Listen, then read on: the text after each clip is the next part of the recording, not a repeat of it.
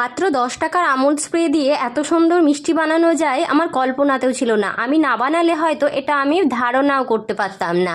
আজ আমি first time এটা নিয়ে এক্সপেরিমেন্ট করতে বসেছি। তার জন্য দেখো একটা 10 টাকাওয়ালা আমুল স্প্রে নিয়ে নিয়েছি, আর 2 চামচ দিয়ে দিয়েছি ময়দা, আর তাতে দিয়ে দিয়েছি হাফ চামচ বেকিং পাউডার আর হাফ চামচ ঘি দিয়ে সেটাকে মাখিয়ে নিয়ে সাইড করে রেখে দিলাম। আর একটা ডিম ফাটিয়ে নিলাম, ডিমটাকে ফাটিয়ে ভালো করে গুলে নিলাম। তারপরে ডিমের গোলাটা একটু একটু করে দিয়ে ময়দাটাকে আমি মাখিয়ে নিলাম, আর তারপরে হাতে সামান্য ঘি মাখিয়ে নিয়ে সেই মিশ্রণটাকে নিয়ে আমি গোল গোল করে গোল্লা পাকিয়ে নিলাম। আর দেখতে দেখো দারুণ লাগছিল। তারপরে কড়াইতে তেল দিয়ে সেই তেলে কিন্তু আমি লাল লাল করে ভেজে নিলাম।